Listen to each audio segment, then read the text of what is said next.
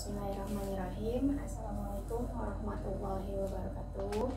Apa kabar kelas 10 IPS MA Al-Hariyah? Semoga dalam keadaan sehat dan terlindungi dari COVID-19. Oke, hari ini kita akan belajar mengenai perilaku menyimpang.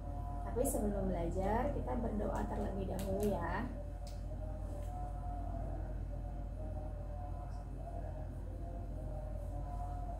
Kita mulai belajarnya. Kenapa ibu bikin video tentang perilaku menyimpang? Karena hari ini jadwal kita adalah ulangan harian 2 pada jam kedua. Nah, jadi ibu jelaskan lewat video biar efisiensi waktu.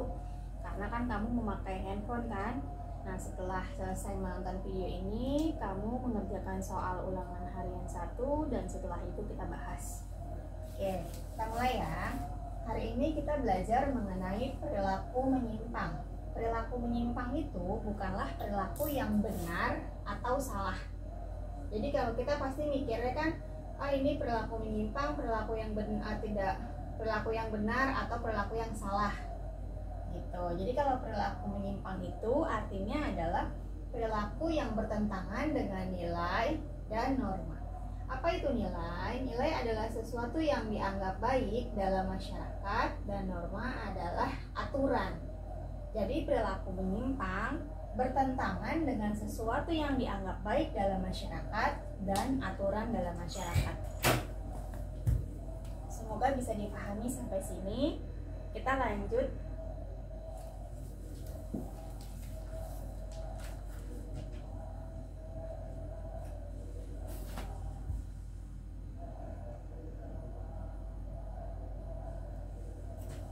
Oke, maaf, ada kendala teknis. Kita lanjutkan kembali ya. Kita masuk ke ciri-ciri perilaku menyimpang. Yang pertama adalah penyimpangan harus dapat didefinisikan. Ayo coba buka LKS-nya. Dapat didefinisikan artinya apa? Perilaku menyimpang adalah harus berdasarkan kriteria tertentu. Misalnya gini, norma dalam masyarakat bahwa yang bekerja adalah laki-laki. Tapi keadaannya dalam keluarga kita yang bekerja adalah perempuan. Berarti kan bertentangan dengan nilai dan norma. Itu adalah harus dapat didefinisikan. Nah, yang kedua adalah penyimpangan itu bisa diterima atau bisa ditolak. Contoh misalnya, ketika penyimpangan itu tidak bisa diterima, maka penyimpangan itu adalah sangat bertentangan dengan nilai dan norma. Tapi ketika penyimpangan ditolak, maka itu bertentangan dengan nilai dan norma. Tapi ketika penyimpangan itu diterima, yaitu penyimpangan yang dapat sesuai atau tidak terlampau jauh melanggar nilai dan norma. Contoh adalah supir. Ketika supir busway, kamu naik Transjakarta, ada yang supirnya itu perempuan, atau naik ojek online, itu drivernya perempuan. Nah, itu adalah penyimpangan yang bisa diterima atau bisa ditolak. Nah, bagi sebagian masyarakat supir harus laki-laki. Nah, berarti itu penyimpangan sosial yang ditolak. Kalau misalnya kamu nggak masalah supir mau laki-laki mau perempuan, yang penting dia bisa selamat dalam membawa dan kamu menerima penyimpangan tersebut, itulah yang disebut dengan ciri penyimpangan sosial yang dapat diterima. Nah, sekarang kita masuk ke penyimpangan yang relatif atau penyimpangan yang mutlak. Kamu pernah dengar kata-kata nggak? Cantik itu relatif, jelek itu mutlak. Nah, jadi ini tergantung pada pola pikir kita sendiri. Nah, si penyimpangan sosial ini dapat ditolak banget atau bisa diterima. Jadi tergantung nih, tiap orang nih ada yang menganggap itu bukan penyimpangan. Nah, itu namanya relatif. Tapi kalau misalnya itu adalah penyimpangan, nah itu adalah penyimpangan mutlak. Gitu. Dan kemudian adalah yang nomor 4, yaitu budaya nyata atau ideal. Yuk dibuka LKS-nya. Budaya ideal selalu terjadi karena kesenjangan. Jadi budaya ideal itu atau budaya nyata terjadi penyimpangan karena ada yang tidak melaksanakan norma dalam masyarakat. Nah, yang terakhir adalah norma penghindaran. Yang terakhir adalah adaptif. Nah, yang kelima adalah norma penghindaran. Norma penghindaran ini adalah norma yang bersifat melembaga misalnya. Jadi kalau norma penghindaran ini dalam satu lembaga melanggar peraturan yang dibuat oleh negara misalnya. Nah, yang keenam adalah adaptif. Apa sih adaptif? Adaptif adalah adaptasi terhadap kebudayaan atau perubahan sosial. Misalnya nih, tadinya mengajar itu kan harus di kelas tatap muka antara siswa dengan guru.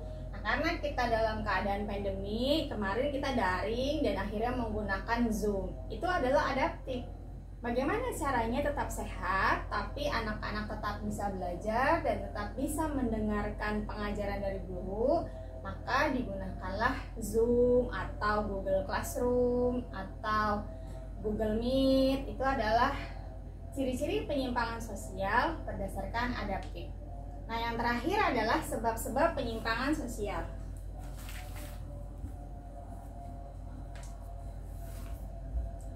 Ibu geser dulu ya. Penyimpangan sosial yang pertama berdasarkan sudut pandang sosiologi. Sebenarnya ada 5. Ada berdasarkan sudut pandang sosiologi, ada sudut pandang biologi, yang ketiga adalah psikologi, dan yang keempat adalah berdasarkan sudut pandang kriminologi, dan yang keempat adalah kriminologi. Jadi hanya 4. Oke, kita bahas dulu yang pertama ya. Berdasarkan sudut pandang sosiologi, penyimpangan sosial adalah karena sosialisasi. Sosialisasi itu adalah pembelajaran dari kita lahir sampai kita mati. Jadi, si orang yang berperilaku menyimpang ini gagal untuk menyerap sistem pembelajaran. Misalnya di rumahnya keluarga yang islami diajarkan untuk sholat 5 waktu, diajarkan untuk berpuasa. Nah, dia tidak melaksanakan nilai dan norma dalam keluarga islaminya. Itu adalah sudut pandang sosiologi sebab penyimpangan sosial dalam sosialisasi. Nah, kita masuk ke yang kedua. Menurut sosiologi adalah anomi. Apa itu anomi? Anomi adalah suatu situasi tanpa nilai dan norma sehingga arah keselarasan tidak tercipta. Ngerti apa enggak? Jadi norma dengan nilai ini tidak mengarahkan masyarakat. Gitu. Misalnya diajarkan untuk membuang sampah pada tempatnya. Tapi ketika kamu mau buang sampah, tidak ada tempat sampah, maka kamu membuang sampah sembarangan. Itulah yang disebut dengan sudut pandang sosiologi penyimpangan sosial berdasarkan anomi. Nah, sekarang kita berdasarkan sudut pandang biologi, yaitu sel tubuh. Sel tubuhnya tidak sesuai, sehingga dia cenderung melakukan penyimpangan sosial. Kalau sekarang gampangnya gini deh, ketika kita mengalami COVID-19, ada orang yang melaksanakan karantina dan ada orang yang tidak karantina. Itu adalah penyimpangan sosial menurut sudut pandang biologi. Nah, yang ketiga adalah sudut pandang psikologi. Sudut pandang psikologi adalah gangguan kepribadian. Kepribadian ini kan kalau kata orang tua tuh watak. Jadi psikologi ini gangguan kepribadian yang harusnya dia baik tapi tidak baik. Nah, kenapa sih bisa ada penyimpangan sosial psikologi atau ada gangguan kepribadian? Karena kepribadiannya tidak sesuai. Jadi menurut Sigmund Freud ada 3 bagian kepribadian. Yang pertama adalah ID, yang kedua adalah ego, dan yang ketiga adalah superego. Silahkan dibaca kembali. Kemudian kita akan masuk ke yang terakhir, yaitu kriminologi. Jadi yang keempat adalah kriminologi ya. Semoga kelihatan ya. Kriminologi ini adalah kriminal. Jadi penyimpangan yang cenderung untuk mengurangi kesepakatan nilai. Misalnya ketika naik motor lampu merah harusnya berhenti, tapi karena tidak ada polisi dilewati saja lampu merahnya dan tidak memikirkan ada arah lain yang sedang dalam kondisi lampunya hijau. Itu adalah kriminologi. Oke, sampai sini semoga dapat dipahami. Hari ini tidak ada soal karena kamu akan melaksanakan ulangan harian 1. Jangan lupa komen, sebutkan nama dan kelas.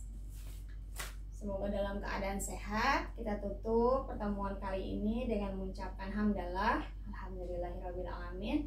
Kita membaca doa kafaratul majelis. Subhanaka Allahumma wa bihamdika asyhadu an la ilaha illa anta astaghfiruka wa atubu ilaik. Assalamualaikum warahmatullahi wabarakatuh.